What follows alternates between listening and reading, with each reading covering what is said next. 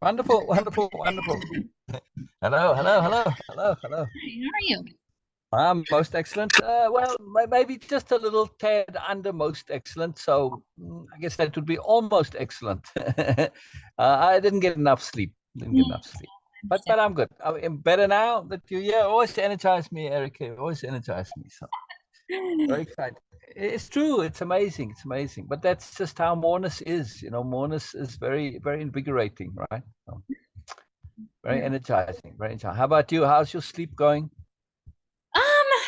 It's been unusual lately, Ah, because of I had been on some medication post dental surgery that I said oh kind yeah. of messing with things. So I'm hoping I just finished my last one yesterday. So I'm hoping that now things will get a little bit more back to normal, but Yeah, yeah. That kind of stuff always throws things out. Yeah. it's true. Any major shift in the system, it's all interconnected, causes unbalance, right? It's true. Or not necessarily unbalance, but disrupts balance somewhat. So Right, right. it's good to be aware. Good to be aware. It's true. Um, yeah, I was mentioning, you were saying that like you couldn't do certain things for like a week that you would normally do, and maybe still not. How are you relating to that? I mean, is it stressful? Are you able to kind of do it? No problem. What?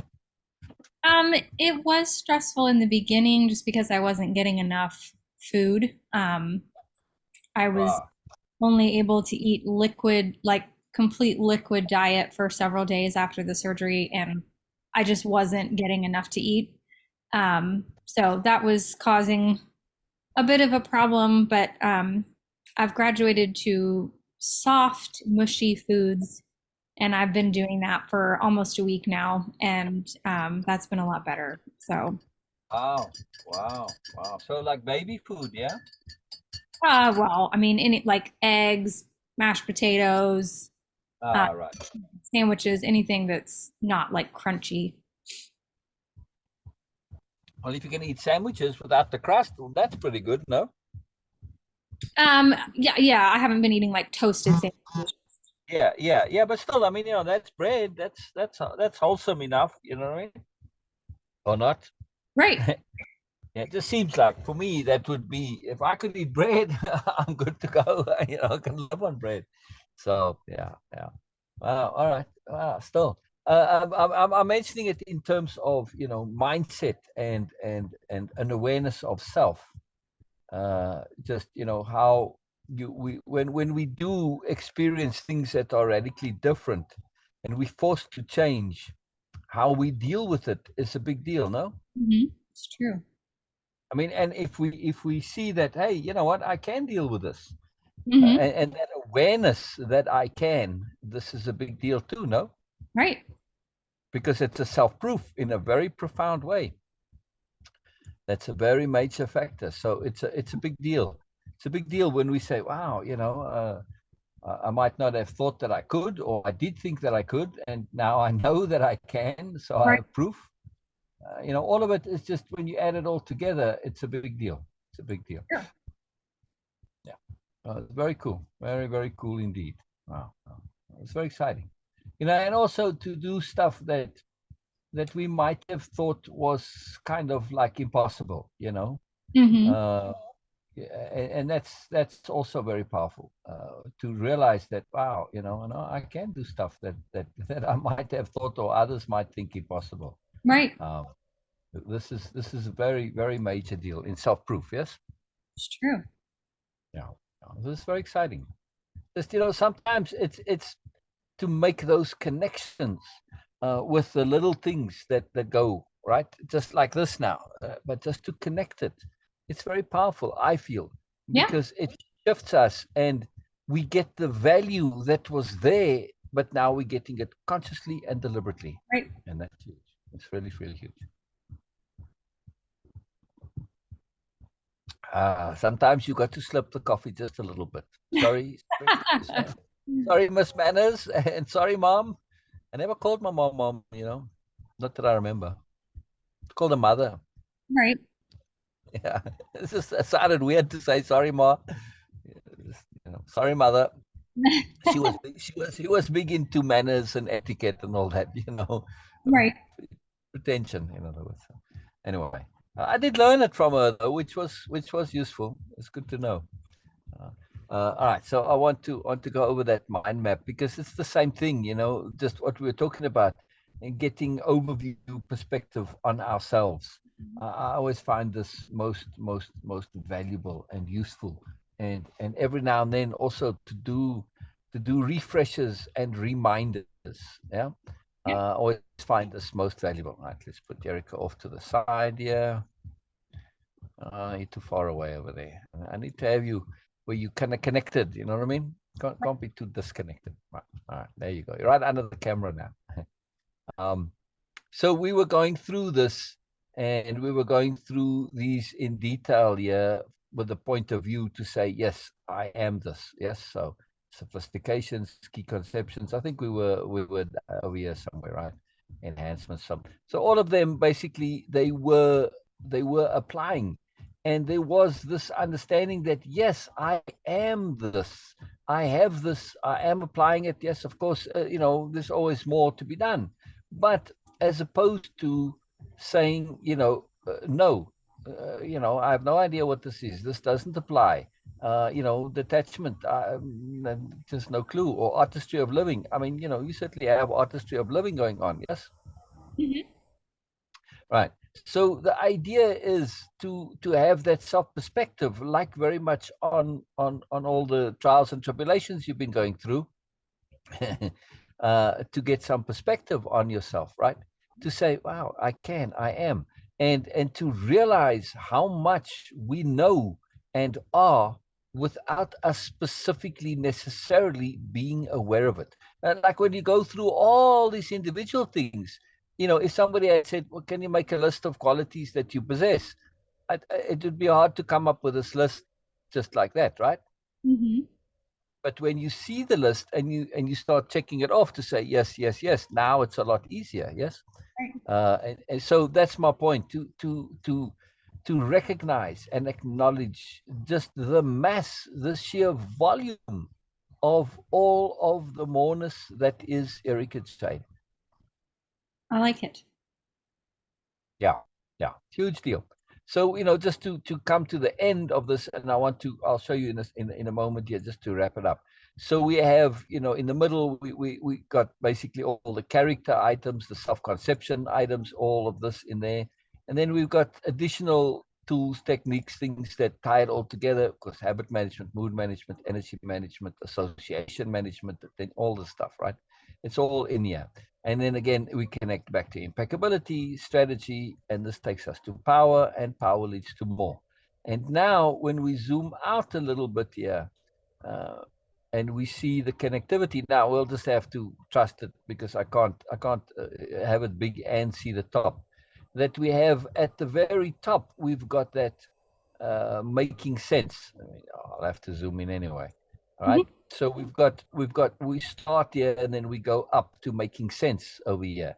Perspective shifting, making sense. But if you think of making sense, looping around, if you were to fold this over a ball, so that making sense connects to moreness at the very bottom, right? I know it says more, but it should say moreness. Um, and now it starts to make sense, so that we have a path, and that path, our making sense leads to moreness leads to making sense. Yes, it doesn't matter which way you go, either way, it's both there, and all of these are the connecting abilities in between. So one thing that's very important is understanding power, and how that power is a big deal, but power is obviously the ability to use all of what you have, right? So energy and power. Energy is specifically deliberately applied. Sorry, power is kind of specifically and deliberately applied energy. You could have energy but no power, because you're just kind of wasting it, right? As soon as you put it into leverage or gearing or whatever, you get to be able to use it. So when we think of power in that way, it becomes a very profound thing. because we have this energy, but we don't really always know how to use it effectively. And certainly our defaults don't train us how to use it effectively. So when we look at all of these as tools for the effective and not just effective, but also hopefully efficient, but mainly effective use of our energy, or a more purposeful, deliberate ability to be able to use our energy.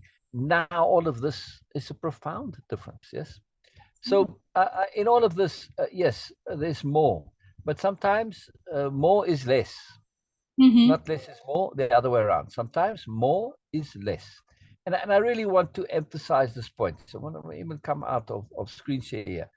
Because, in my thinkings about Erica Jayne, uh, you do come into my thoughts on a regular basis, Erica. I just hope you know that. Um, I was thinking that, sometimes we have defaults and assumptions, and they're hard to shake. And particularly this, that we have to be more and do more. This is a default that very few will challenge. But philosophy of opposite essentially says, challenge everything. Don't take anything for granted. And this idea that we have to be more, this is a very, very, very tricky and problematic conception. Yes, It's true. we have to. No, we don't. We're under no obligation to be more. Simply because I can be more doesn't mean I have to be more. Yes.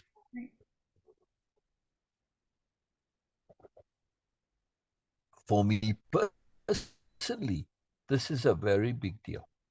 I don't have to be. I don't want to be. It's like I don't have that motivation. I don't have that enthusiasm. I don't have that energy. I am quite happy being less Yeah, than what I possibly could be, right? absolutely. And I also don't mean theoretical could. I mean actual practical could, Mm-hmm. right? So this, I feel, this is a very, very, very big deal. So in this, where we are utilizing our energy simply because we have the availability of much, doesn't mean that we necessarily have to implement that availability. Yes. All right. I just wanted to emphasize that. I mean, to me, it's a very huge point to be very clear about Mm-hmm. that there isn't this default assumption that we need to be doing more with all we've acquired. Right. Now, I do feel though that all of these skills are actually contributed to being less in a more profound way. In much the same way that less is now obviously it's in inverted commas to a certain extent, because when for most people they would say, well, if you were transformed into a tree tomorrow, that would be kind of a downgrade. But I don't necessarily see it that way. See what I mean? So just to have the ability to be, this is a profound, profound ability, rather than all these doings and accomplishments and all of this stuff. It doesn't need to be. There's other ways of being, other ways of doing. To me, I think as an ideal that to aspire to would be to reach the state of being where if you were put in solitary confinement in a cell with absolutely nothing, it wouldn't matter to you, because you just say, oh, okay, well, I'm being fed and I've got shelter and I can be here just as well as I could be anywhere else. But it's actually better because, well, I don't have to take care of myself. I'm being taken care of. So if you can be, you just enjoy being alive. What does it matter where you are being alive, right? That to me is really an epitome of being. Would you not say? I agree. Yeah, yeah. Very cool. Very cool. All right. All right. All right. Anything that's on your mind, Eric? I wanted to share this. It's a big deal to me. Yeah. No, nothing in particular. I think. Okay, so I told you I got all the luck with the Harry Potter, right? Yes. So I'll be finished with the books that I am in, a couple of days, by end of the week probably, or end of the weekend for sure. And then I'll start on Harry Potter, which is quite exciting. Yeah. Awesome. Yeah. Yeah, quite exciting.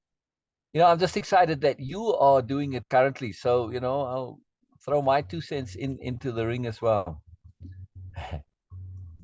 I was reading yeah, our screen share just so we can just for some connection uh with one of uh Venus nieces, cousins, I don't know, so they like, I don't know, Venus got a large extended family. Anyway, they really enjoyed the story and they enjoyed the drawings very much. And I think they enjoyed me enjoying the drawings because I get a kick out of them every time. So, and it was interesting because the niece is 9 years old, and she actually speaks fairly good English, but still, it's not her first language. And she enjoyed it very much. She's going to draw some edgy too. So just a little update there, which is fun. It's cool to know. That's So awesome. yeah. It's exciting. It's exciting. I just things are strange in attunement land sometimes. You never know. They come and then they just seem to go nowhere. And to me, that's okay too. I don't have to do anything. So what I was saying earlier, I don't have to do anything with this, right? True. Uh, is that if it doesn't go anywhere, nothing happens from it, so what? I don't care. Doesn't matter. I'm happy either way. And that's very important. We were still on paying exquisite attention, right? Let me check my notes. I do believe. I do believe. It's been a while. Somewhere towards the end. Yeah, like slide 26 is, we may have moved on from here. Giving, leveraging energy.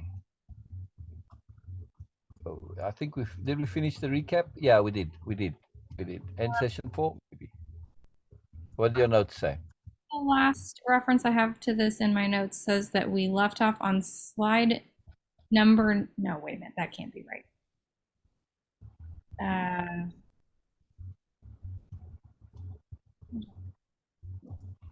oh, no, maybe it was. Okay. Module 1, session 5, slide number 9. Yes, yes. I do believe. I do believe. Let's see. Let's see. Yeah, module 1, session 5, giving, leveraging energy. Correct. Yeah. It was either there or the end of attention, one of the two. So yeah, we're good. We're good. Giving, leveraging energy. Yeah. Now, this is also useful to be aware of how we receive energy. Mhm. Because this is when we can learn to leverage ourselves. So it's very interesting. Going through with Jessica, Mm. who's starting Way of Impeccability, and so going through it, it's very interesting how much different it is uh, for me going through it. At least it feels so, which is very cool. And Robin is redoing it, so I'm going over these things kind of a couple times here now, and so this is pretty cool. Um, and we're going over the third module 1, session 3, which is called how it all makes sense, and it's about motivation and about how awareness is a motivation, or can be, when we understand that it's all about awareness. The whole universe is all about awareness, and when we make that association between awareness and the joy that comes from profound awareness, Right. right? That moment that we get, that aha, and that essentially that upgrade moment. This is a profound feeling, yes, and because we are added to, we are moronized, right? Moronized, and this is huge. This is huge. So I went, actually, let me go back into that because I do want to go over this with you. Yeah, just it was really really cool, and I don't remember such a deep connectivity when we did it. Maybe I'm just not remembering. That's also very possible. Um,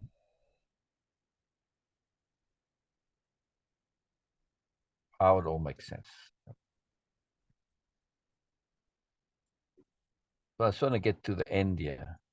It's just not going over the whole session. Just want to get to the end.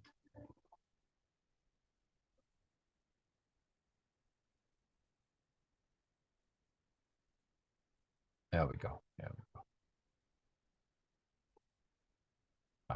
So it was just this, it was so, in later programs, I was much more detailed with the tasks and applications. But still, this, even though it's just so short, it is really, really, there's a lot to it. I was really quite fascinated. So make notes of how you are motivated and by what. But the key is this how. So maybe I should italicize that, right? Because it's very easy to make a list of what we are motivated by. Yes, Right. I mean this is fairly standard. Okay, I'm motivated by comfort, luxury, ambition, status, whatever, right? Um, so we know what we are motivated by, or love, or whatever. But how are we motivated? Mhm. That's a very, very different point. And what came from this is when you start to go into it, we say, well, I'm motivated when well, first thing is just when I remember what I am motivated by. That's Okay. a how. Because I'm sitting here, let's say I'm feeling unmotivated, right? And the next thing somebody comes up, well, what about this? What about that? Oh yeah, I forgot about that. Oh yeah, I forgot. So often it's just a memory thing, which is an awareness thing. It's not really a memory issue. Hey, but an aware, it's like, come on, hello, where did you come from? Anyway, um, this is really profound. And also when it comes to motivating others, you say, well, how can I motivate them? We tend to assume they remember what is important to them, what's meaningful. And that's not always the case. It happens on a regular basis. We just simply forget, right? So this is fridge logic to me. Mm.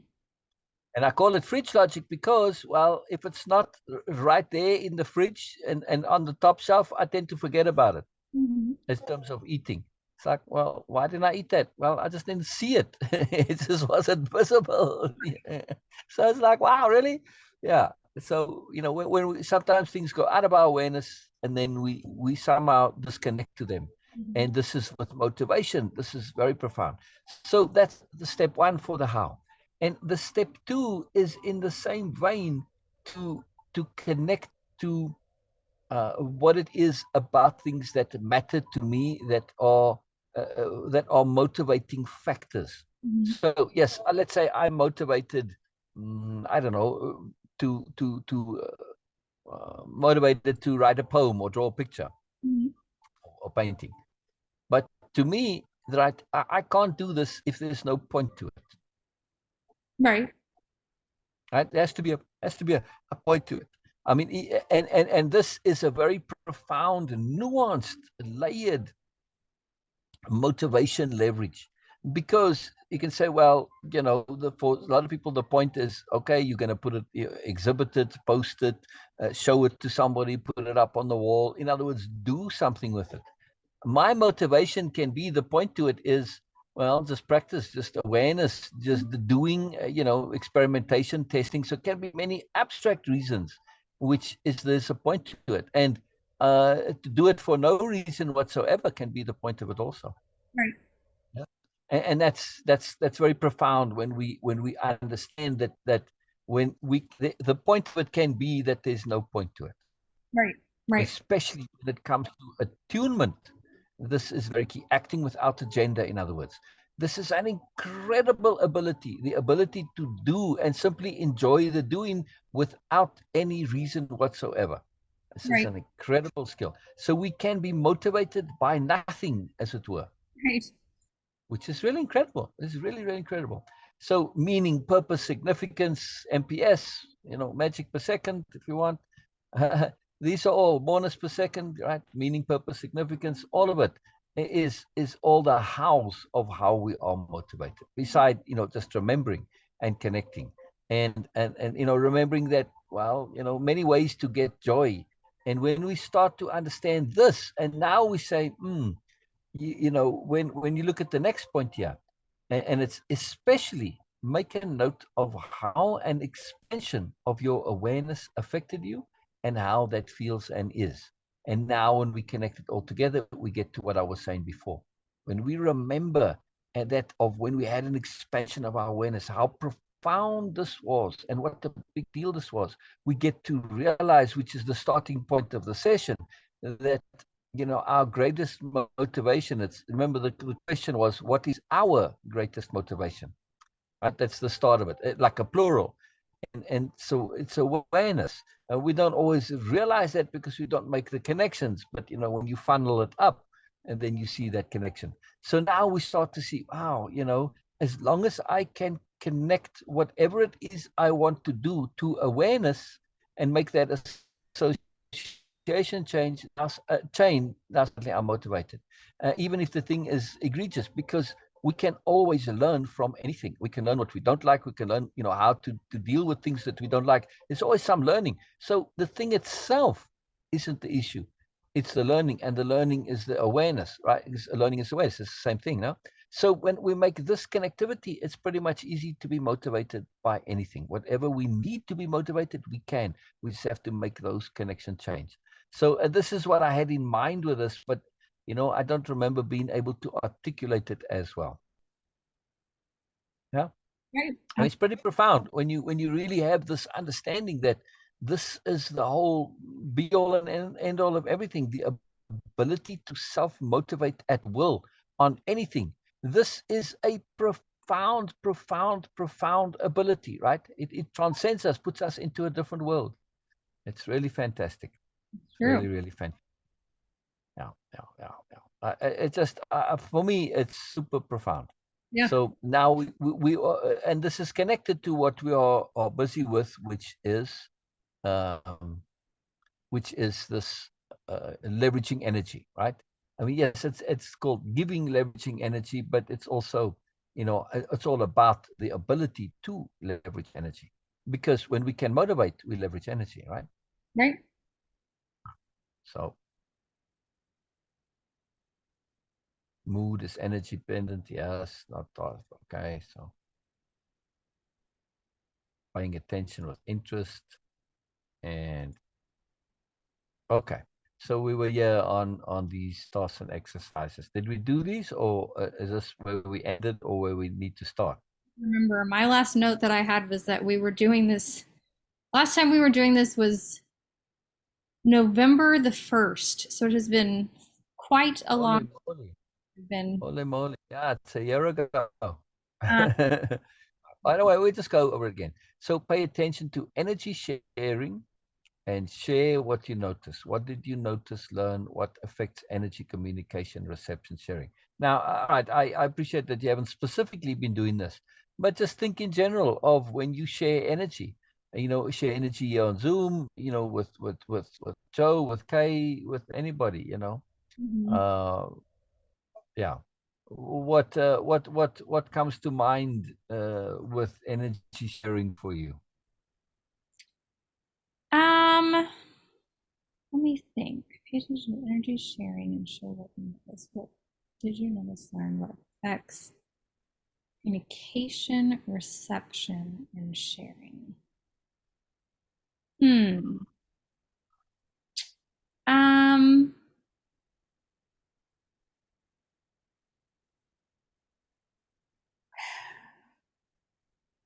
hmm. I mean, I guess I would think off the top of my head, something that would affect all three of those would be intent. Yeah, Um, yeah, Either any yeah, involved party. Um, yeah. that certainly makes a big difference in terms of Yes, communication and reception and sharing. Um, yes. Thinking about, I mean, it's hard. Energy. I mean, I guess It is. I'm It thinking is hard. energy sharing typically, I mean, in a normal or quote unquote normal situation, um, you're not typically strictly sharing energy, right? It's energy being shared through verbal communication, through um, Correct. you know, any dancing, music, like any number of things. And I think with verbal communication and energy sharing for me, a big part of it is the hearing aspect. Yes. Yes. Whether or not, And making space. and I think that affects my sharing as well. And I'm sure vice versa, that, if I feel unheard in my sharing, that affects my ability to share. It affects the energy with which I am sharing. And I think so, that cycle of that's a big thing for me, to if I feel like I'm not being heard, that can really affect the Yeah. energy that's being Yeah. shared. And I know that's not just me. I mean, I think that's a universal Yeah. human. Oh, absolutely. Absolutely. And hey, oh, well, I got in a solar charged light, and I was kind of putting it here where the sunlight comes through to charge it, but it's got a motion detector, and it was coming on, and that's why the weird light all of a sudden. So I disturbed it from its little perch over there. But it's quite amazing how bright that thing is. Yes. Just for a solar powered light.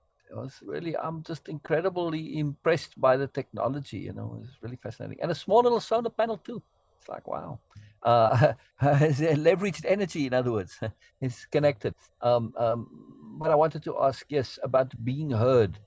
Is this something that is a part of your life on I don't know, does it happen? It certainly was. I mean, it's not like it happens to me all the time in my current situation, but I also do a lot less communicating, or I would say more intentional and selective communicating now, Yeah. because Yes. I'm not in situations where I am sort of forced to be communicating Gotcha. with Yeah. whoever happens to come across. There was certainly a lot of that in my corporate career. Um, Gotcha. so Gotcha. it certainly was a big part of my experience Well, before. for me, I certainly make every effort to hear you. And if ever you feel I'm not hearing you, please tell me. Okay. I'm just say, hey, listen up, you're not hearing me. And I'll say, oh, really? What am I doing? And I'll feel all bad, but doesn't matter. That's good. Yeah. It's a big deal to me. It truly is a big deal. And I feel it's absolutely essential that we do share, because, sometimes that, I know I don't always get heard. Now, I'm somewhat resigned to it, because it's been my whole life somewhat, and I'm okay with it. It doesn't bother me. But I also realize that sometimes that I don't make the effort to get heard. Why? Because I feel like I might be impinging on somebody's time and energy. And so I restrain from saying, but you're not hearing me, because I feel like I'm now impinging. I'm putting a bit of an onus on somebody else. And that's what I'm trying to say. For me, yeah, this is certainly a place where I feel that does not apply. Here is where we'll go to every length to hear each other. Yes. Right. No matter how long it takes, no matter how much patience is involved, no matter how much repetition, doesn't matter. Doesn't matter. All right. This is really a key point. It's absolutely, absolutely key point. Right. Right. Right. I mean, you don't have to hear me, but certainly I do have to hear you, as far as I'm concerned. Right. It's Yeah. important. So yes, I do feel that when it comes to sharing energy, the intent is key. The intent is absolutely key, because you can see this sometimes with, like mothers, right? When they're low energy, they get to a point where they shut it off, and that's it. They don't have any more energy, and they can't give energy more, and they deliberately shut it, and they know they need to shut it off, because if they don't, then they get wiped out, right? They've learned the skill. Some mothers don't learn that skill, and they do get drained and wiped out, and then it devolves into usually anger, depression, whatever, right? It's just a mess. So this is a very, very profound skill. And the intent is very clear, that we have to say, yes, there is an intent to do so. And to turn it on, and to then turn it off as well.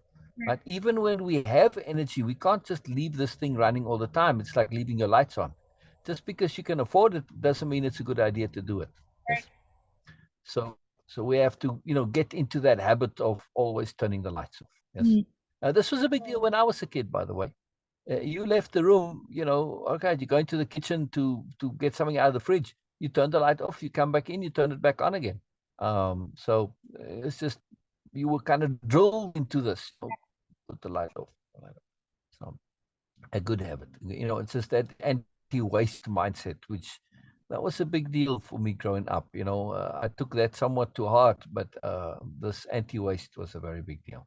Right. Yes. So, yeah, what exactly is your intent, your clear intent when it comes to being of service and helping others? Again, that question somewhat implies that it's a default, it's a supposed to be. Well, okay, coming into this program, it's hearing and helping, so it is somewhat taken for granted that this is your intent, but it's not taken for granted that it needs to be your intent. Right. Yes? Yeah. So I mean, yes, we like doing that, and I discovered this. I'm like, talk about motivation. Like, if somebody asks me to do something that's helpful to them, I'm happy. Whether it's something I'm interested in doing or not, as long as it's being of value and usefulness to someone else, I'm happy doing it. Right. It's quite amazing.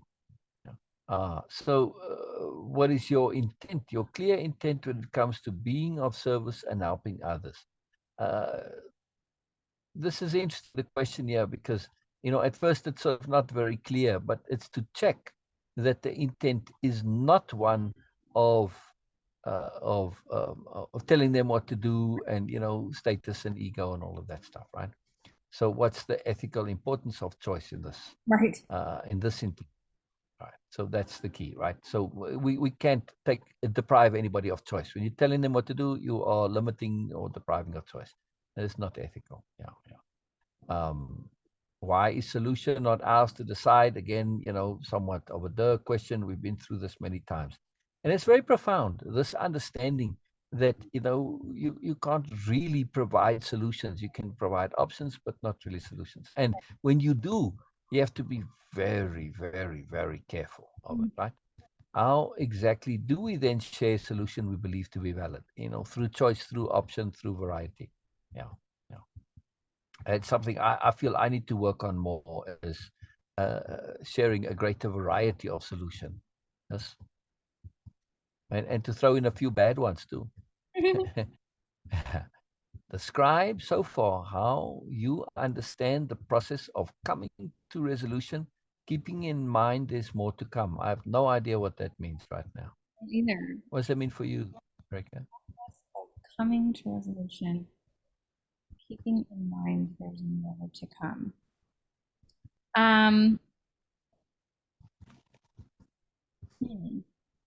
How you understand the process of coming to resolution, keeping in mind there's more to come.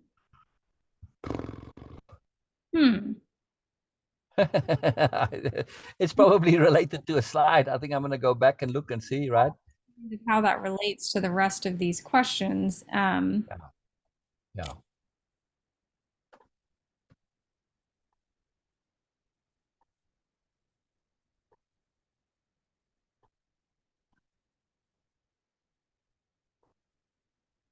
So yeah, it says understanding the process of coming to resolution is the start. I'm assuming there was more on coming to resolution.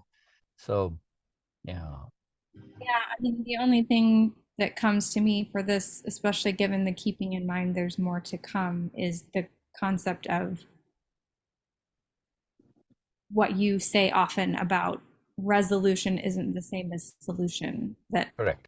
I mean, I'm assuming this has something to do with sort of helping a client come to resolution and understand that they can come to resolution without having some specific solution in mind. Exactly. Because there's always more to come later. So, and the process of coming to resolution, I think that for me, when I say, well, how do you describe so far how you understand the process of coming to resolution? And the process is one in which, there's testing, there's evaluation, there's application, and then through that we get feedback. through that feedback, we get to choose what resonates with us. And what resonates, hopefully, is what makes sense to us. And what makes sense to us is based on not just our rationality and logic, but also our ability to context shift and to look at appropriateness, right? And through that, we now have that resonance, which we take into ourselves. And that resonance is absolutely critical, because in that resonance we make it our own. Now it's our own. We go further and now say, is it my own only intellectually, emotionally, spiritually, or is it, is it a belief or is it a reality? So then I go and again test and apply, and now I'm doing it from more in a sense of not testing, but in capital P, practice, really. And I go and practice it and say, well, no, I can do this. It is mine. And now I have self-proof. And now the overall process of coming to resolution is I am resolved that I've gone as far as I can go. It's mine and I'm there, right? So I would say that's sort of how I understand the process of coming to resolution. Whether it leads to solution or not, either way, it's about, making it your own, self-proof, and also being impeccable. Like, you've been scrupulous and thorough and diligent. You've done everything you can do. And okay, now you know that, like a detective who signs off and closes the case and it becomes a cold case, it could get opened up again should there be new evidence. So there's more to come potentially. So we always know that coming to resolution is never a finality necessarily. Right. Yes. Yeah. It may be that it lasts for a lifetime, but we don't know, or a long time, or however. Passion finds time, creates time. Apathy kills time. Misguided motivation steals time. Insist on doing what you love. Mm. Kind of a cool little quote. I like the slide. Right? Thank you. Different slide. Very cool. So yeah. Passion, which is motivation, finds time and it creates time. Yes, apathy absolutely kills time, and misguided motivation steals time. That's I think the greatest tragedy sort of in our world is misguided motivation, right? Yeah. And that's what I was saying earlier. And one of the greatest misguided motivations is this insistence on, moreness in the wrong way. Yes. Yeah. Yeah. No, sometimes more is less. Yeah. Not the other way around. Oh, well, it's not the other way around too, I guess. But all right. Will you read, please, Erica? Will you read? Sure. Oop, there we go. Okay. What we can do, our responsibility, is to enable the process of choice. First, what has to come out has to come out. Release is needed in order to perceive what was internal, to see what's hard to see when it's too close, when emotion and stress cloud and reduce perspective. Here, our energy is what makes a massive difference, as it takes less energy to be negative than to be positive. We share our energy to assist in moving past the negative, to bring the more of the positive into recognition. It seems counterintuitive, and yet, when immersed in problem, despite it being negative, that's usually all that's seen, as it takes additional energy to see more. Yeah. So we can leverage energy by shifting the perception and perspective bubble. Yes. Yeah. And to give that space by simply making space to hear somebody, those two in combination, because you won't be able to hear unless you make the space, right? So sometimes making the space is just basically opening the tap to let the venting come out. Right. And now, but when that's there, do not now get immersed in what was vented. To say, okay, it's out now. Now we can change the bubble. Can't change the bubble until it's out. Make sense? Yeah. But I see this all too often, that people hear the venting, but then they start talking about what was vented. That's not where you want to be. Now you're going to get immersed back in that stuff. You want to pop the bubble and go elsewhere, so that you have this overview, outside perspective, and see all of that as vented fumes. And this is whenever you vent stuff, you typically don't want to be dealing with what you vented. Yes. Right. Well, certainly not in chemical. Right. Exactly. I mean, what you want to deal with is the issue of what's vented, not the venting itself, right? The venting is the product, but you want to get to the causes that creates that, so that there's hopefully not being created. Yeah. Yeah. Yeah. Okay, to make sure we have appropriate energy, we leverage our deep commitment and responsibility to be of real and true assistance. And thus, whenever we engage, we focus on this and enable our energy to be appropriate, as this indeed is most important to us, and we understand the power of what is important to us. Our energy is a most precious commodity, gift, and resource we can deliberately use to enable that which is not possible alone or in usual and typical interactions. Through the sharing of our energy, we can truly help. Yes.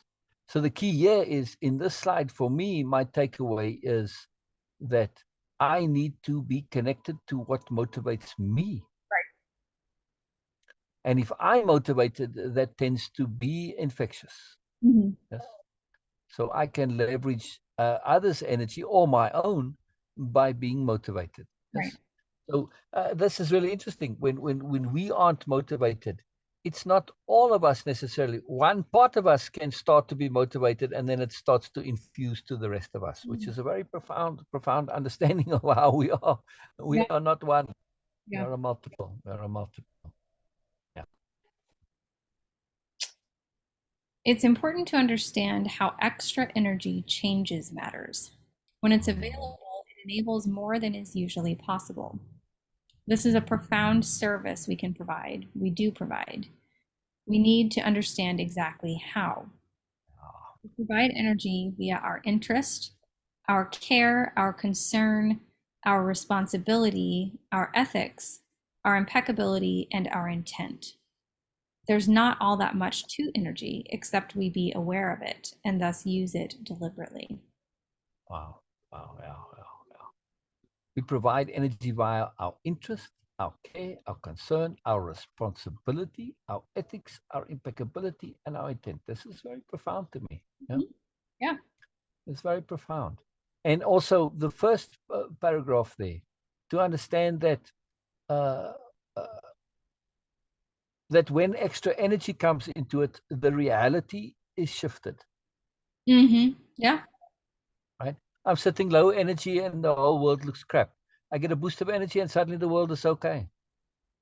Same world, but our reality changes based on energy. And Right. this is really profound. So, especially when dealing with others who are struggling and they believe something is impossible. Yes, it is impossible because you're low energy. Right? The moment your energy goes up, the thing is the same, but your willingness to tackle the impossible changes. Right. So it went from being absolutely impossible to, well, I'm going to give it a shot anyway, right? To having, low probability, which is a very significant difference, right? Yeah. And this way we get started, especially when people are dealing with depression or overwhelm. This is very profound, right? So the ability to leverage energy is a big deal. And again, I'm talking about the client, but, first line was the client is always us. Right. So when we understand this about ourselves, that you don't have to change the energy of your totality in order to move away from where you are. You just need to find that one little tiny point. And this is where dealing with our physicality matters, changing face, stance, posture, walk. You can change, for instance, I recommend when people aren't feeling well or they're a little bit depressed, do the lowest possible amount of energy shift that you could possibly do in your face, which would be to say, smile in the smallest possible, meanest, miserablest way that you can possibly smile. It's astonishing. It's actually quite difficult to do without it leading to more. Right. Smiling is a cascade activity. Now, your face may start smiling, but okay, it starts with the face, and at least with the mouth, and then it'll go to the eyes, and eventually, if you let that spiral continue, it will change how you feel. But it starts. Don't start if you are feeling low or depressed or miserable. Don't start and put on. No, don't do a false smile. Right. Do the smallest, tiniest smile that you can now. Honestly, do that is a change. And Mhm. sometimes, like I say, you're going from a scowl to a grimace, Right. but there's an upgrade between the two, right?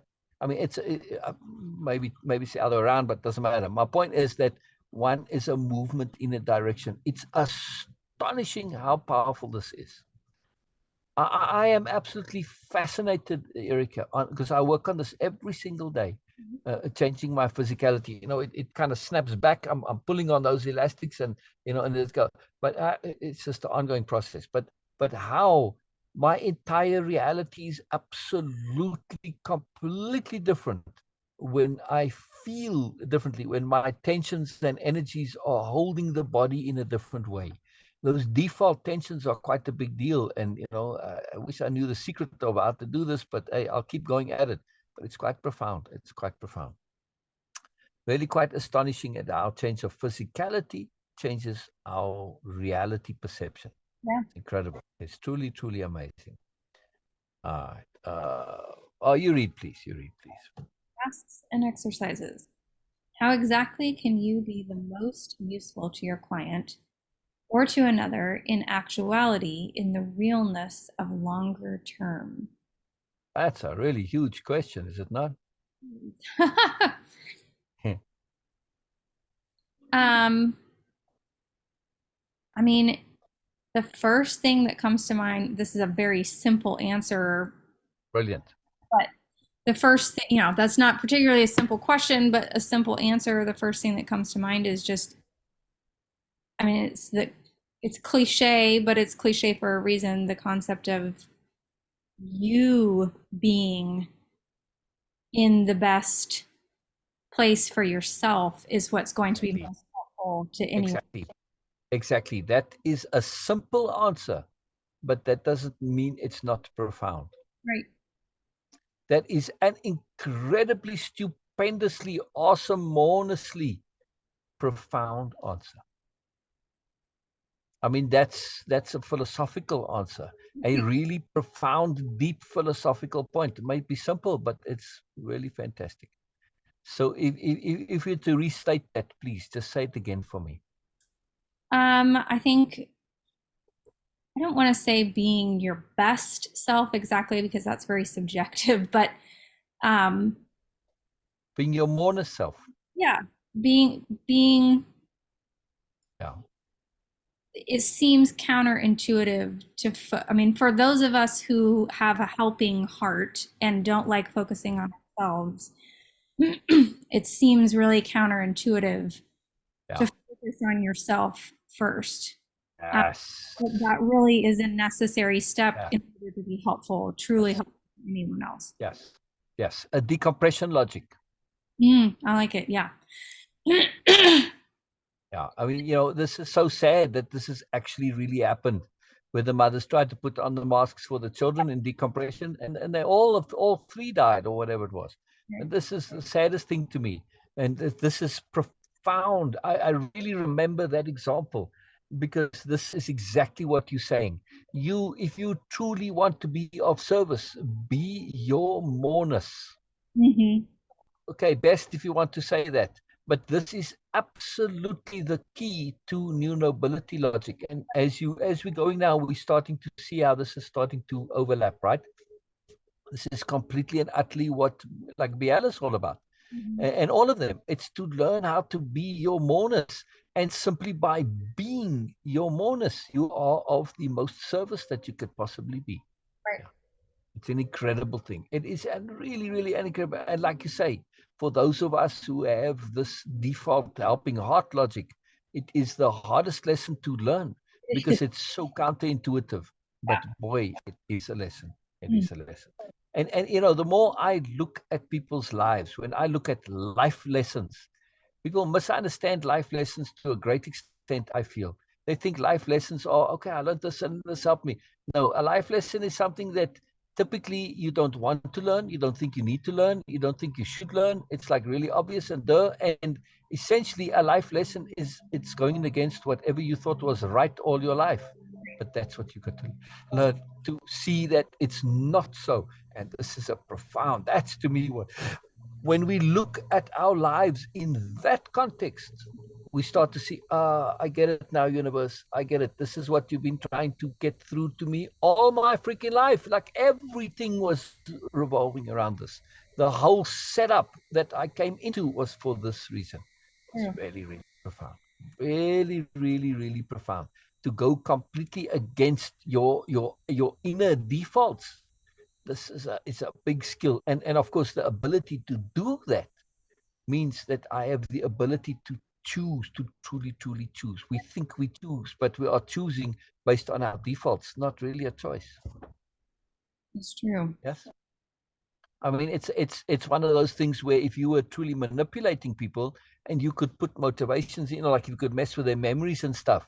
You know, what was that movie with Schwarzenegger when they went you went and got the recharge, you know, fresh memories, and you know, like you go on a vacation or whatever. I'm trying to remember what the name. Anyway, this was the same idea, sort of. You know, you get a reboot because you get new ideas and new motivations, but you can also profoundly manipulate based on that. Yeah. Yeah. So, but so the ability to go against your defaults, this is absolutely essential for true capital F freedom, is it not? Absolutely. Yeah. What exactly is your passion when it comes to serving and helping others? Is it maybe you providing the solution, or is it the end result, and so on? Lay out exactly what motivates you and why and how it's justified. Now, again, this is me being cautious here, based on, you know, sort of the typical life coach. Like, you know, if you look in group and you see them there, you know, they have this, you know, that helping mindset, but it's, they want to provide the solution and all this.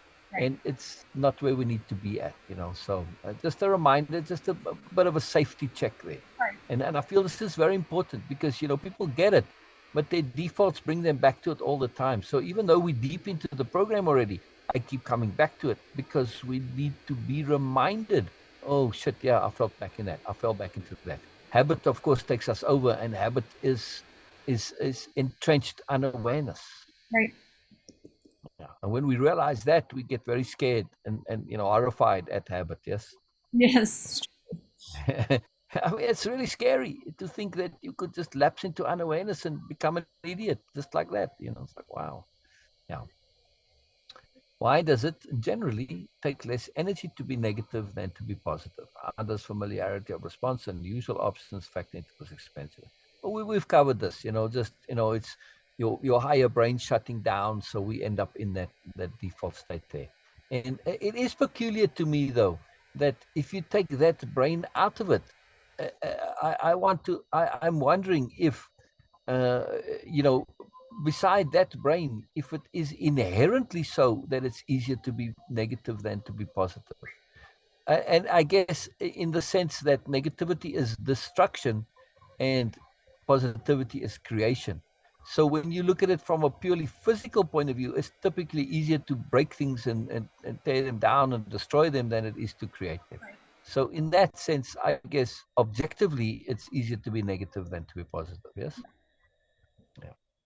It's very interesting. I mean, besides just, you know, the brain defaults and all that. So, all right, you read, please, Erica. Ah. Okay, next. What was happening? I had a really severe itch on my eye all of a sudden. Oh, interesting. I get them on my ears sometimes, but, you know, it's from the longer hair. Oh, it is a really peculiar itch on the ear.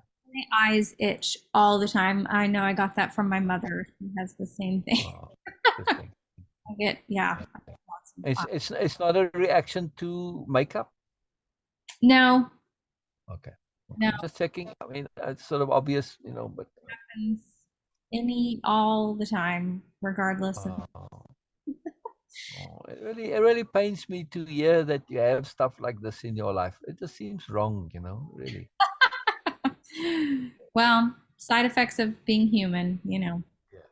The yes. price I hear you. I hear you. pay for moving around in the world like this. Yeah, yeah. Um, okay, next time you're in a not so positive mood. Sorry, Eric. Sorry to interrupt you. Sorry to interrupt you. This is a big topic for me. A really, really deep philosophical topic in terms of life lessons.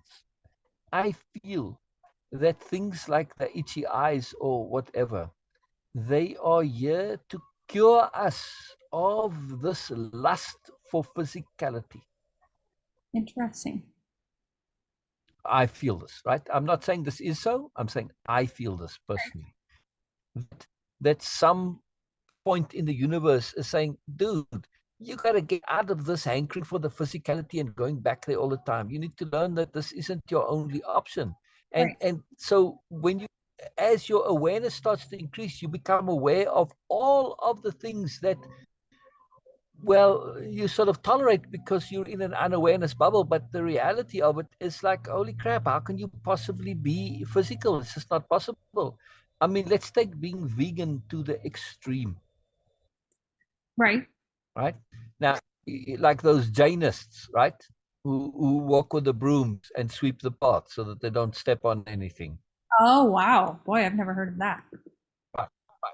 Oh yeah, I mean, oh, this is it's a very big deal. They're you know a relatively small religion, sub-religion, you know, a variation in India, and they're called Jainis, Jain, right? Or maybe Jain, I don't know, Jain, I don't know, but I always call them Jainists. And they literally will walk along and with these brooms, and wherever they go, they sweep the path in front of them so that they don't step on anything.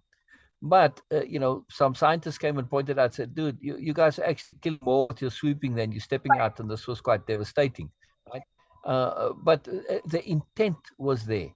My point where I'm heading with this is, no matter what you do, as long as you are physical, you are involved in killing something else.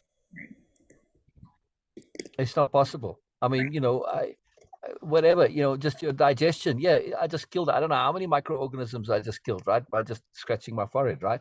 So you move. It's not possible. In other words, when we have this awareness of the entirety, we either have to make peace with it or we have to say, well, being in a physical reality is incompatible with max level ethics and nobility. So, I mean, beside all the things like, you know, itchy eyes and God knows all the other things that come, you know, indigestion and you know, all the other detriments of physicality. Right. This is, you know, again, we don't want that to overwhelm us either because there's also positives. But I do feel that, you know, it's like the universe is trying to tell you, yes, this can be okay, it can be fun, but it's not the be all and end all of everything. There's potentially more than this. We assume this is a more, but that's just an entrenched loop psychology that we've had because of the survival paradigm. It's still stuck inside ourselves. Got to survive, got to survive, got to survive, got to survive, which by implication is I've got to be physical, right? Right. So let's think of if we take that got to survive mindset into a transition reality where you're now looking to materialize or potentially whatever's looping in you is going to materialize your next incarnation.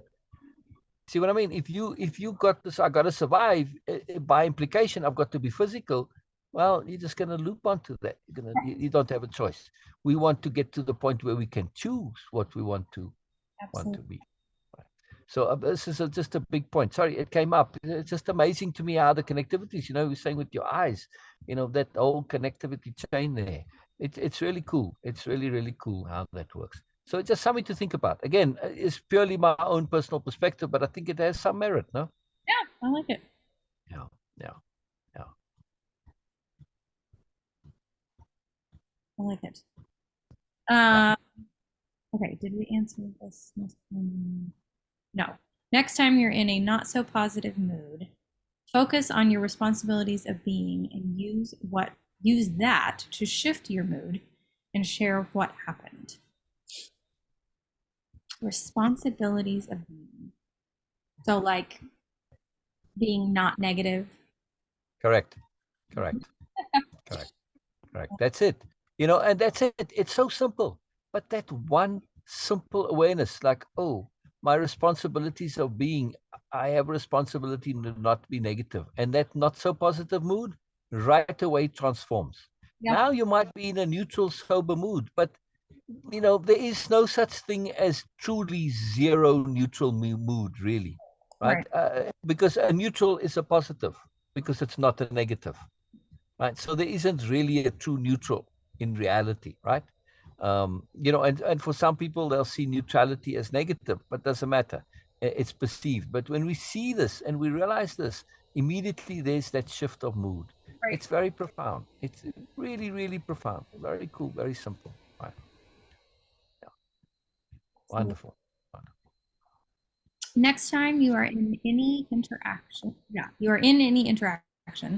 even casual ones, deliberately focus on your interest, your care, your concern, your responsibility, your ethics, your impeccability, and your intent, and connect these with your energy and how that energy is affecting others. The specific intents might vary. Notice how it doesn't matter too much, but that you do have an intent and how much that. Yeah. Next time you're in interaction, even casual ones, deliberately focus on your interest, your care, your concern. From a couple slides back. Yes. Do you want me to go a slide back? Is that what you're saying? Sorry. I was just saying that's the same list from a couple slides back. Right. Yeah. And when we connect to those, right, how these with your energy and how your energy is affecting others. Yes. And also to realize that when we understand that our energy is connected to others, if I want to leverage my energy, I can do so via others. Mhm. And we can't always expect others to make that initializing effort. Right. True. I'm aware of it. It's the responsibility falls on me. Doesn't matter that I do it every single time because nobody else will. So be it. Tough luck. I can't complain about it because this is just how it is, right? Okay, it's one of the sort of side effects of awareness. Right. But this is a profound thing to be aware of, that you can use this leveraging chain with others. Yeah. And it starts by connecting to what's important to us. Yeah. I was feeling a strange energy a second ago there while we were going through the slide, like a weeping energy somewhere, Wow. like somebody's like really low and down. It was right on the bottom of my stomach, Huh. like it was very interesting. So who knows? Yeah. I mean, if I'd really gone into it, I would have been bawling my eyes out. I've only done that in my dreams, by the way, but still, it was quite interesting. Yeah, a couple of times I was weeping in my dreams. There's a difference between crying and weeping, right? Mhm. Yeah, it was very interesting. Thoughts of, and that's good. As I mentioned, it just came and it went, So I was hoping it's not in Erica somewhere inside. I don't think so, but no. Oh, I Because don't. then when you were reading, I heard it in your voice. No, so I check though. I don't want to assume ever. So please read the quote. Thoughts affect feelings, moods, attitudes. If we are not sorted out mentally, then we are not going to be sorted out emotionally or energetically either. Those conflicting, unresolved thoughts and beliefs will continue to use up energy, much like poor programming does in software. The young man. Do you agree with that? I Or does do. it make sense? I certainly think thoughts, emotions, Yeah, feelings, all that stuff is absolutely connected. yeah, yeah. We can pick up feelings and energies and moods which are not connected to thoughts. At least not thoughts I'm aware of, like that feeling that I had a moment ago. To me, I pay attention to these and I query, and because I have been paying attention to my thoughts, I can make that association. I can replay the thing because I was consciously thinking about my thoughts. So I Right. can go back a little bit and say, what was I thinking when that came? And I have not sometimes been able to find connections. So I really do feel that we are able to pick up thoughts and moods externally Mm-hmm. for like this, for whatever reason, mood, who knows? Yeah. Like smells, you like picking up smells from far away. Right. Yeah. Right. Yeah. Luckily, that neighbor who made the cabbage has moved, by the way, so I'm not getting those anymore. And the smoker too. I don't know if that was them that was the smoker, but I haven't smelled somebody smoking for a long time. Yeah. Good. Yeah, yeah. Not that I mind it, but yeah. Right. Yeah. Still, it is interesting. It is good. Yeah, yeah, yeah, yeah, Yeah. yeah. I do worry about my neighbor lady. I do feel uh, that she is potentially severely depressed. Mm. Yeah, yeah. I mean, when you see her, she has that cheer and puts on a good face. But I've seen sometimes where, when people make an effort to put on that good face. Right. And I saw the one day she came home with her husband and she was struggling to walk. And, she's, I don't know, 40s, maybe 50s at most, somewhere around there. Right. She's generally got a high energy to her. But she was kind of shuffling back from the car inside. Interesting. Yeah. And I picked up this before from her, when she brought the food over, which only lasted for three Oh, times. the lady that Yeah. got it. Yeah. And then just went away, because brought me shrimp and in, I don't know, mayonnaise or whatever, not something that I can eat, And I said, look, I don't want to waste this. So, and then it just ended there. I think she took a bit umbrage at it, Yeah. but I always get the feeling to her that if I see her, and I still will say this to her, say, look, if ever you want to have an ear, somebody just to hear you, anytime, you're more than welcome. This comes up in me a lot, and I pay attention to those things because, like, where does this come from? I have no idea. It doesn't matter. We are able to perceive more than what we are aware that we perceive. And of course, this is the whole Sherlock Holmes logic, that at least the idea is that he is articulating what he perceives, those finer details. Right. Um, and this is what we are doing in this program, is to bring those finer points of perception into cognizance. So it's also about looking at the greater, bigger picture and extrapolation, putting all the clues together. And there's lots of little things that add up. Oh, sorry. It was accidental.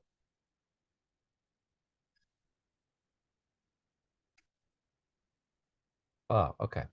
So it says, are we doing a recap again? It looks like we are. We are, yeah, yeah, yeah. To recap, right? Wonderful. You recap, please. Yeah, yeah. Everything begins with energy. Yes, We don't have to be positive, but we are obligated to not be negative. yes, The mood of sobriety is an excellent low energy mood. yes. We capital T trust that things will work out as a base for our mood. That's very big deal. Yeah, that's a good one. I like it. Yeah, that's huge. That's a huge point. That trust that things will work out. When I have that as a basis for my mood, and all I need to do is look retroactively. Mm-hmm. The fact that I am still here means things have worked out. Right. Yeah. Very true. Our true real service includes providing energy to leverage choice. This is a profound service. Sure. I don't think people really realize and appreciate how much providing energy leverages choice and how much service is involved in that. Right. So, don't matter so much what we do.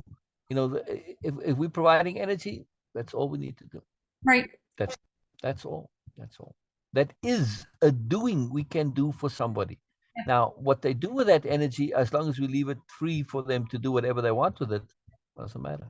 Mm-hmm. And even if they use the energy poorly, it doesn't matter. Right? True. Yeah. But more energy typically tends to make us more positive, correct? Probably true. Yeah. Yeah. Well, we're happier, we're more joyful with more energy. It always goes together. It's kind of hard to be negative and do horrid things when you're in a good mood. Well, in a good mood. Yeah. I Yeah. suppose you could have more. I mean, there's a lot of energy behind anger, but Yes, yes. But it's so rapidly draining though that it just sucks all your energy very quickly, and you can't sustain anger for very long. right. Yeah. Yeah. True. Okay, paying attention. Some people do. They do entrench and sustain it, which would lead to be hatred, right? It's when you kind of minimizing it and you looping it in a low energy configuration, that would be hatred. Yeah. Yeah. Yeah. It can be done, but again, those things are draining over the long term. They really suck your energy. Wow. Very interesting. Okay, paying attention leads to connecting to energy and to more. Yeah.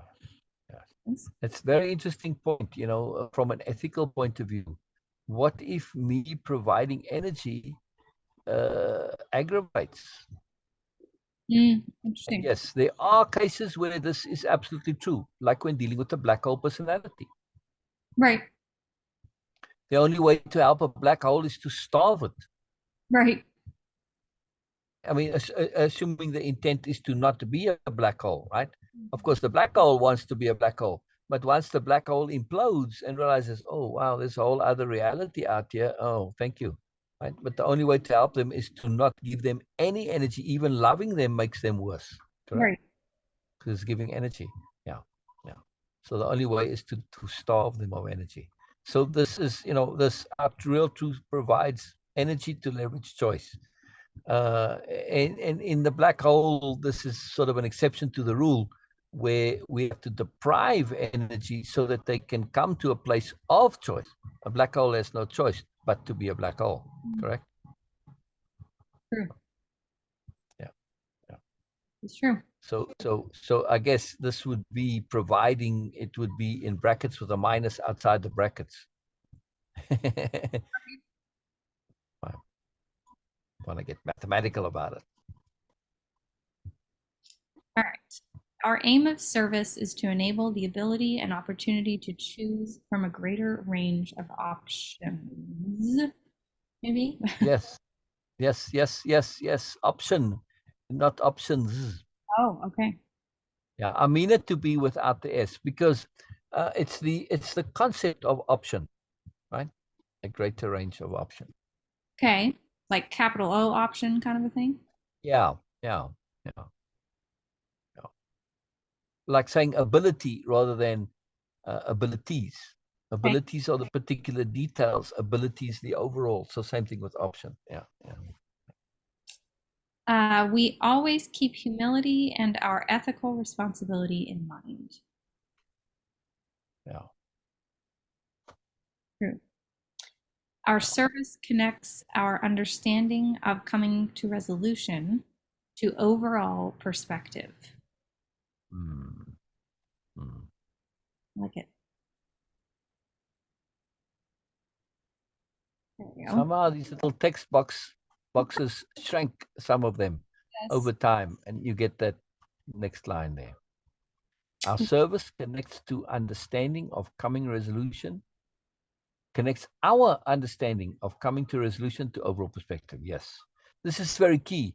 That when you come to resolution, that point you need to be connected to overall perspective. Otherwise, there's more to come still. Yes? Right. Right. Yeah. Yeah. Absolutely. We're guided and motivated by our passion. Makes sense. Does a red flag not go up there potentially? Yes, it makes sense. But isn't this not also depending on where you at? In other words, you can only be really guided by your passion if you are impeccable in the first place. Um,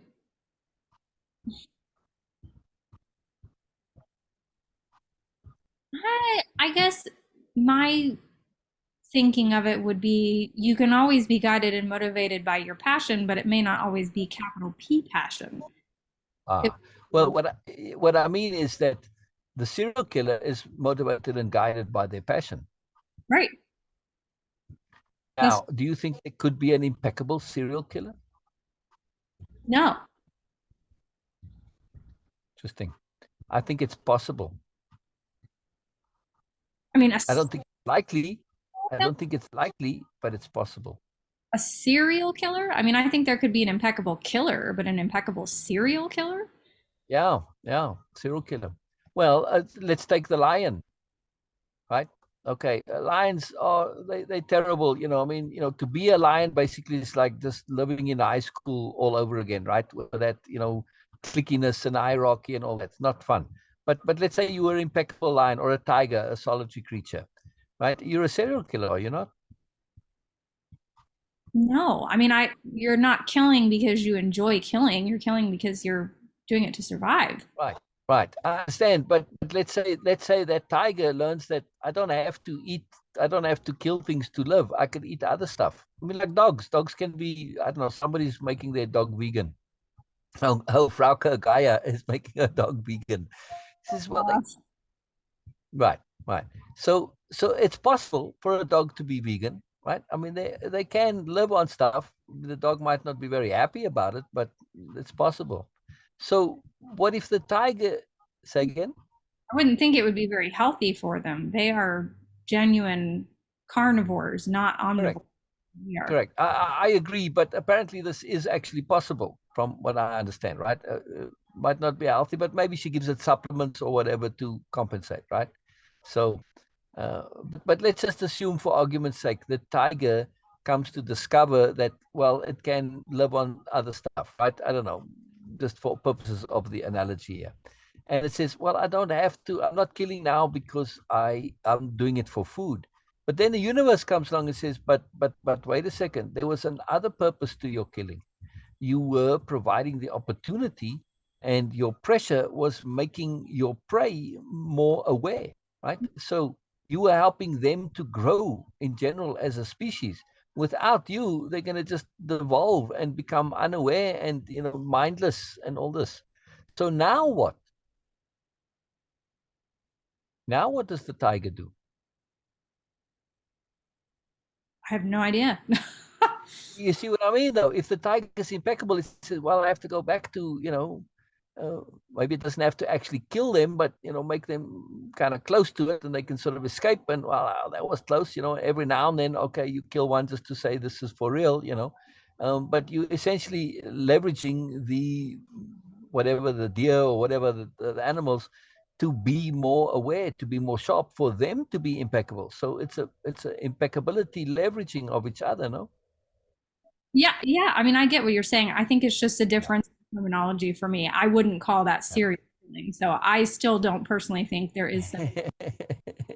Yeah, it just makes me wonder sometimes if if if somebody following their passion might not in a really peculiar way be beneficial to society. So let's say that you have this serial killer says, yeah, but I'm driven to do this. This is what I need to do from an attunement point of view and whatever, right? And they really feel that they are providing a boon and a benefit to society. Then they will say to you, I hope I do not succeed.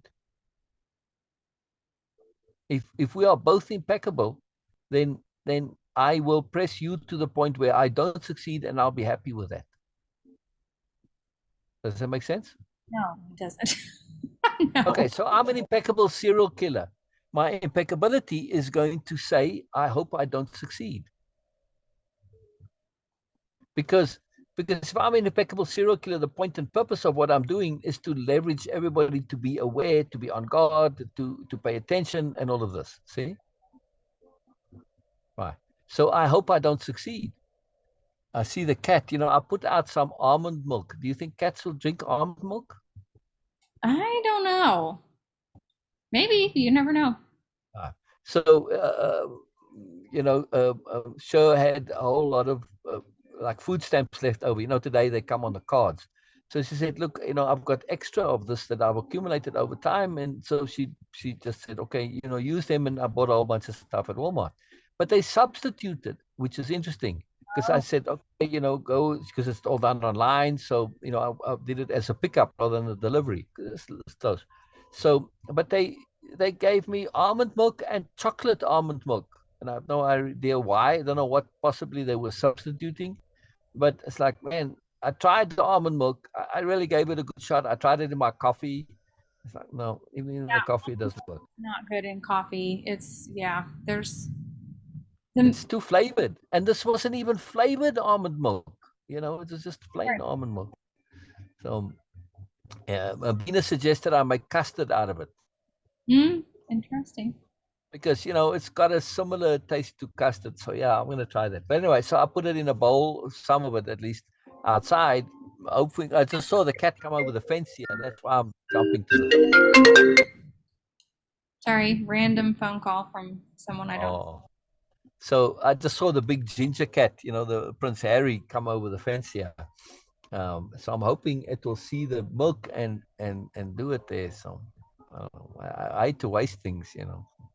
Anyway, so this is a very interesting point to me about serial killers. Again, about making sense in the world. I don't think they are. I doubt if there would be somebody that, because if you get to that point of impeccability, you're going to have mood management and you're going to change your passions, right? But it always intrigued me as a potential possibility. So we're guided and motivated by our passions. That's why I'm saying here that assuming that you're impeccable in the first place, because otherwise you could have crappy passions. Yes.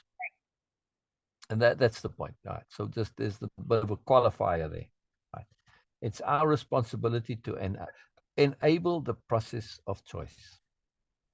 Wow. It's a big responsibility, is it not? It's true. No. And I think being comes into it from a new nobility point of view. If I am being my moreness, not necessarily my best, but my moreness is more than I would typically conventionally have been, correct? Mm-hmm. So by me being my moreness, am I not exhibiting an alternative choice? Am I not making it clearly obvious simply through my being that there is the possibility of being other than the usual? Right. So I have there enabled the process of choice simply by implication. Yes. And that's profound. How many people do you not know who go through life not knowing that there is a possibility to be other than what they are? They don't believe it because they Right. never see it.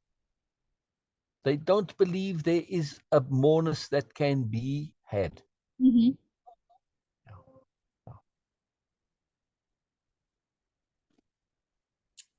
Okay. Please come. It typically takes less energy to be negative than to be positive. We supply needed energy with our emphasized appreciation, our capital H hearing, our patience, the space we make, and our exquisite attention. Yes. Right. That's like the holy grail right there, right? Emphasized appreciation, our capital H hearing, our patience, the space we make, and our exquisite attention. Absolutely. I mean, this is the encapsulation of everything that we're all about. Yes. Mm-hmm. What we're doing. Yeah. So now, how does that apply to you doing it to you? Sorry, what were you going to say? No, I was just going to the next one. So keep going. Right. But if you take that previous one there, right? The emphasized appreciation, right? We supply needed energy, but let's take the client being us. So how would you supply needed energy to yourself? Or are you doing this through emphasized appreciation?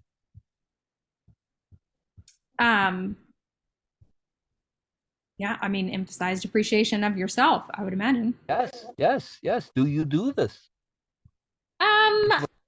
Sometimes, yeah.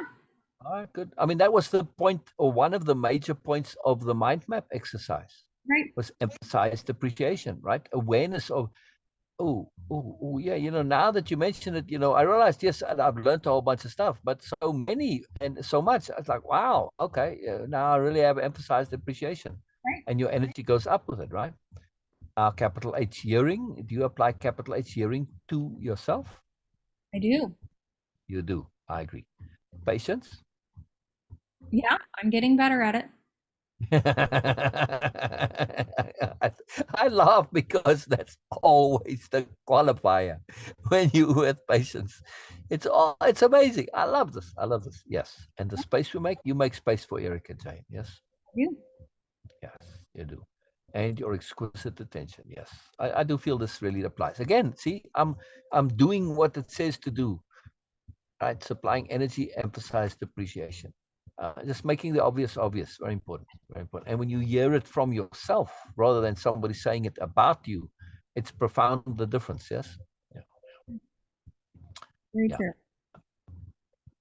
Okay. Very cool. Responsibilities of assistance demand we are in the best of moods. Yes. Yeah. Yes. You cannot be of assistance to another if you aren't in the best of moods. Right? Whatever that particular mood is, you need to make that effort to get, to that level of a moreness mood. It doesn't matter what, but this is a responsibility. You can't come in and whatever. No, none of that. Right? No, no, whatevering. Yes. Right. Yeah. Yeah. Yeah. Yeah. We leverage our deep commitment and responsibility to enable our energy to be appropriate.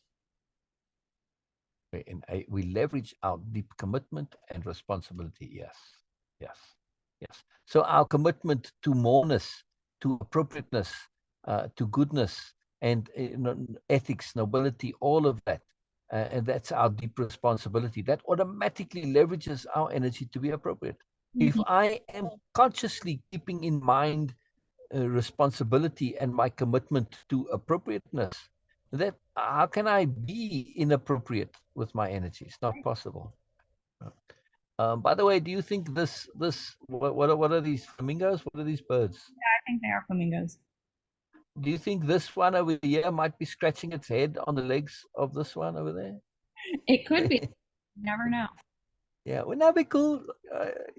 Yeah, I like it. yeah. And when they fly, those legs move, right? They go up and down a bit like that as the wings go. So it'd be perfect. Give you a nice little head scratch then. And this one is like, hey, what are you doing down there? Checking it out, right? Yeah. The things that grab my attention sometimes. Anyway.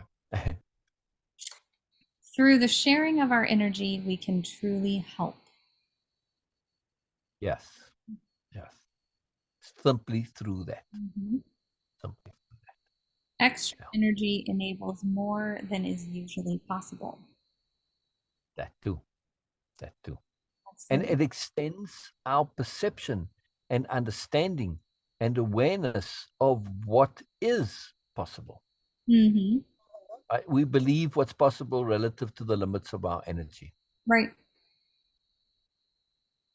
Yeah, makes sense. Yeah. We Yeah. provide energy via our interest, our care, our concern, our responsibility, our ethics, our impeccability, and our intent. Yes. Yes. The intent is very key. It's very key. And again, we need to turn it off too. Just don't leave that tap on. Yeah. True. We're aware of the power of energy and thus use it deliberately. Yes. Yes. This is very key. It's very, very, very key. Share whatever else in connection to energy in the context of sharing energy is pertinent and relevant. Share whatever else in connection to energy in the context of sharing energy is pertinent and relevant. Okay. Yeah, it's a little clumsily written, but it's basically an open-ended question to sort of do a takeaway of the whole thing, or at least, add more to whatever we've been talking about. Yeah. Oh goodness. Whatever else in terms of sharing energy. The only thing that comes to mind that wasn't explicitly discussed in this particular section was if you don't want to share energy, or if you are sort of picking up on someone else's energy that is not appropriate and you don't want to be doing that. Um, knowing how to shut that off if you need to, I guess. Intent. Do what now? Intent. Close it down. Close down your intent. Yes.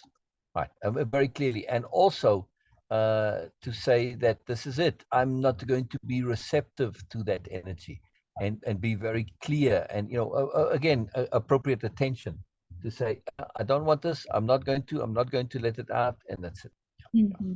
Shut it down. Shut it down. Shut it down. This is where detachment becomes such a powerful skill, right? The Right. ability to perceive without feeling, without connecting. This is detachment. Yes. So we get into that scientist vibe, right? Where you do an experiment that's not very pleasant for your subjects, but you can't empathize too much, otherwise your experiment goes to pot. Yes. Right. So you need that detachment to be able to observe. And when you look at somebody being really miserable or mean or nasty and pushing energy at you, from that point of view, you get that Spock eyebrow. Mm-hmm. Interesting. Yes.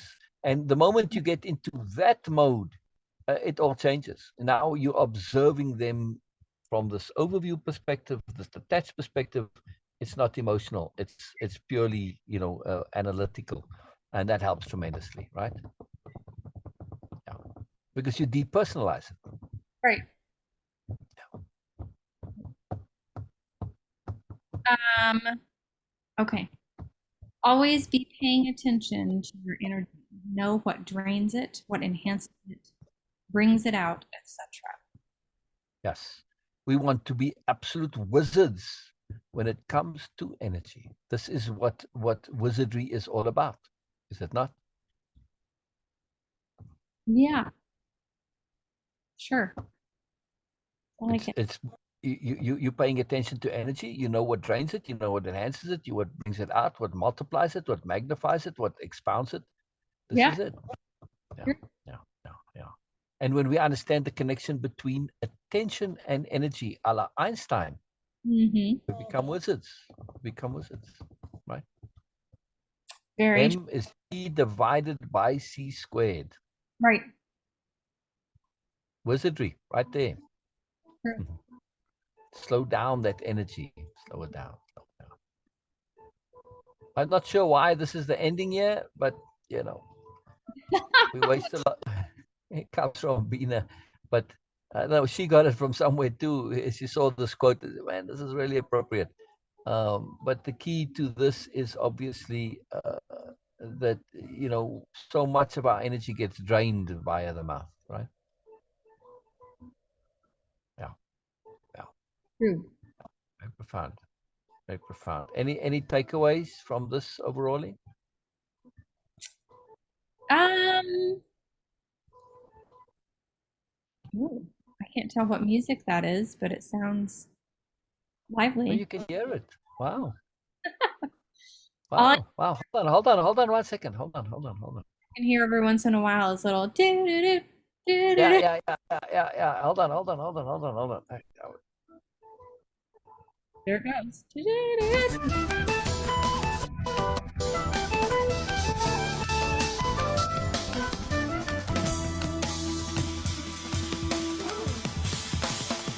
Okay.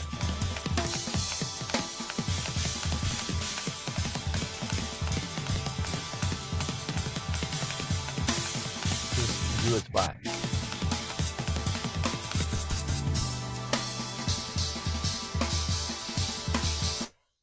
I like it. Yeah. Don McLaughlin.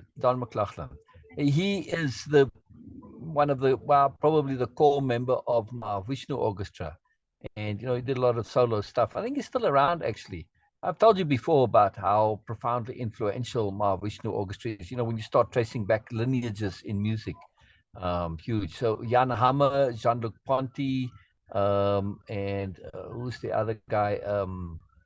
The drummer, what's his name now? Anyway, just there's a couple more people involved too. They changed a few of the members over time, but really just quite something else. So different music. I like it.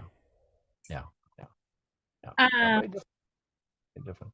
okay, takeaways. Yeah, yeah. I guess just the importance of being mindful of how influential energy sharing can be, Yes. and that it's kind of a two-sided thing. I mean, it's something that does require a lot of intent and Yeah. attention, but it also can be as simple as just coming through your being. Yes. Yes. Yes. And how we pay attention is a matter that vastly and greatly affects how we are either giving energy or receiving energy. Right. So if I'm basically not really paying attention, well, then I don't really give out energy. Likewise, in the converse, if I pay inappropriate attention to somebody who's pushing negative energy at my point, if I'm paying attention in an inappropriate way, I take it all in. If I pay attention in an appropriate way, in being detached, the scientist, whatever works for you, then it just goes past you. You know, it doesn't affect you, right? So we can observe moods without feeling them. Okay, yeah. This is a profound realization and an awareness that it is possible to do this. And the moment you do that, now all of the hassles and the problems you had with people pushing negative energy, you know, confrontation, all that, it all goes away. Mhm. Because intellectually you can deal with it. It's emotionally that we cannot. Right. Right? So the moment I see I can observe it without feeling it, I leverage myself, I put myself into perspective in a position to be able to deal with it. Yes? Yeah. Which is leveraging our energy. I'm leveraging myself through shifting my attention to not be leveraged in turn by energy. Yes? Right. Yeah. Yeah. It's pulling that little shunt switch on the train. Mhm. Small change, but moves the train, right? I love shunting. It's too incredible to me. It's too powerful. Right? Just as an analogy. Right? Right. You know, people try to stop trains and turn them around. No, just shunt them. Mhm. Right? It's on a straight track going to nowhere. Put it on a loop track, and it's, you know, bit of patience, and it will take this long, slow turn, and it doesn't even know that it's been turned around because you know, a train to move like a boat, a big ship, huge ship, right? It's the turn's so gradual, you don't even know it's turning, Right. right? Yeah, quite amazing.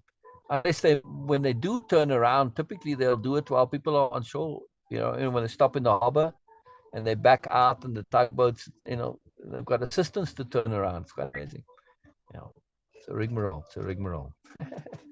Yeah. So I think we are like that too. We have a lot of momentum sometimes, but don't try and, you know, arrest momentum. That's quite difficult to do. Yeah. Right. Yeah. Yeah. In general, right? Rather, you know, steer momentum. Much more powerful. Much more powerful. Very cool. I love it. I love it. I love it. I love this whole point about leveraging energy. It is so key to understand that when we make that connection between leveraging energy and attention, right? Not just awareness, but attention, which is focused, employed, utilizable energy.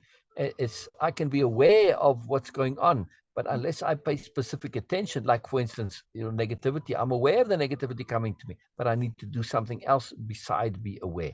And that is to pay specific, detailed, or chosen attention, right? So it is about that leveraging of attention gives us the leveraging of emotion, passion, awareness, all sorts of things. So this is very, very, very, very powerful. To leverage attention is leveraging energy, right? Yeah, yeah. We cannot have. It's hard to leverage your energy without attention. You know, this. Well, does it happen by itself? Not really, Right. right? Leverage is not something that sort of happens randomly. It's possible, but in general, no. Mhm. Leverage is very deliberate, right? I mean, it can happen, but in general, it has to be deliberate. Yeah. That's what deliberate living is all about, that we can get to leverage. And when we get to leverage, we get to things like shunting, which is like, holy moly, you know, I mean, this is too incredible. Right? I mean, you can shunt without leverage, right? I mean, you could take, you know, take a, just push the little lever, you know, aside. You know, the lever just makes it easier to do. But my point is, shunting is a particular kind of leverage that doesn't necessarily involve leverage. I mean, it kind of does, but you see what I mean? It's Right. not. It's not technically involving leverage. I mean, you actually just transforming the nature of the track, which kind of does a leverage. I mean, there is sort of, but still, it's interesting. Just as a little aside, there, it's just my thought was, well, you know what? Technically, you can shunt, and you don't have to have the leverage. You don't have to have that lever to lever. Yeah, True. but it still is a leverage. It still is a leverage. It's very interesting. Very, very, very interesting. Very, very powerful stuff. Very powerful stuff. Attention, the magic and power of attention. Yes. Yes. True. Anything more? I think we can maybe just. I'm keen to just, since we come to the end here, right, we have a little bit of time, but unless there's anything else, be a good place to wrap it up on, right? Good note to end on. And Uh, to have the key point of the leverage and attention to be connected. right. Right. Yeah. Well, Yeah. it is attention which is the leverage. Awareness, yes, we are all about awareness, but attention is the ability to leverage awareness, correct? Yeah, and thereby to leverage energy. It all connects together. Yeah. The connectivity, by the way, the connectivity that all of our dictionary of power is connected. To maintain an awareness and pay attention to that connectivity is profoundly affecting. The more we maintain an awareness that everything is connected, the more we leverage our awareness of each individual point. Mm-hmm. Right? So the more they're connected, they start feeding off of each other. We see the interconnectedness. So it's a profoundly leveraging mechanism. Since we're talking about leveraging our energy, is paying attention to connectedness and how things are connected and that interconnectivity. It's really, really huge. Just in our lives in general, when we say, oh, just to have as a meditation, just to add it into your daily meditation. Oh, everything is connected, and how it is connected, it's very transformative. Yeah, Yeah. that makes sense. That makes sense. What you reading beside Harry Potter, by the way, before you go? That's the only thing I'm listening to currently. Once I get done with that, I've got lots of other things on the list, but Ah. I'm And trying. you're still on book one now? No, we're on book 2 now. Oh, okay. Well, I'll catch up quickly now. So Yeah. yeah, yeah. I mean, as long as you're in Harry Potter, you could be on book 7, and I can be on book 1. It doesn't matter, as long as you're in the vibe. And there's only 7 books, right? I thought there were more somehow. Nope, there's 7. Wow. Wow. It's because they make such a big deal out of it every time. I really thought, man, I keep hearing this big deal, but maybe it's like I hear the big deal when it's the book, and then I hear the big deal when it's the movie. And so in my mind, it's like 14. There's more movies than there are books because the last few books were so long that they had to do multiple movies. Oh, that explains it. Okay. Okay. I was going to say, man, somehow I got this idea there's more. Oh, that's very interesting. That's very interesting.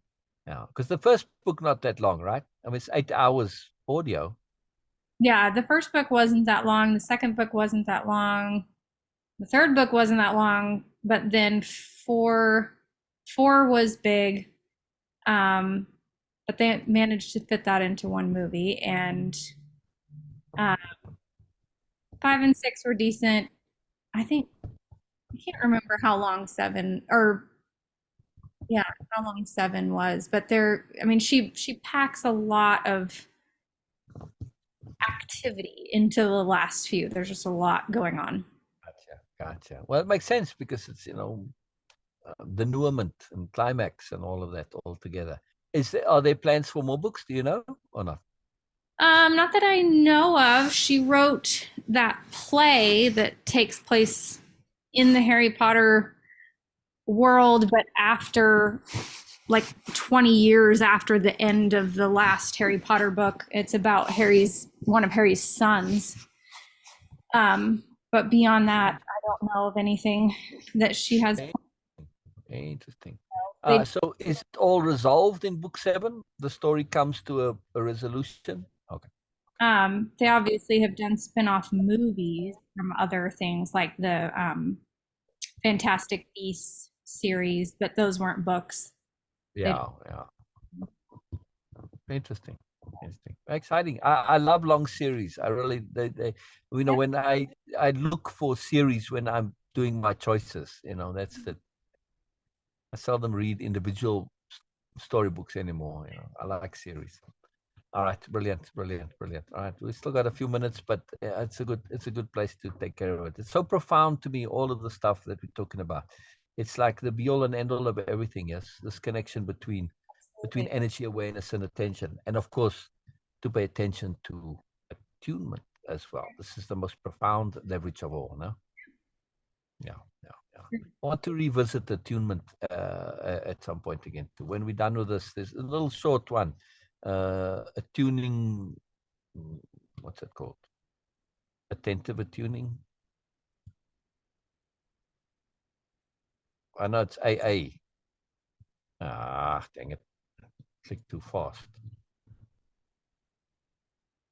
Yeah, attentive attuning. Yeah, yeah, yeah. I just you know said, you know, in way of impeccability, attunement gets a little less attention than I feel it deserves, because otherwise it becomes too much, you know. So it's sort of a starting point for moreness. But that attentive attuning is just elaborating a bit extra on it. So we'll get there. It's very exciting. I love this. I love this. I love this. It's fun, fun, fun, fun. Good stuff. Good stuff.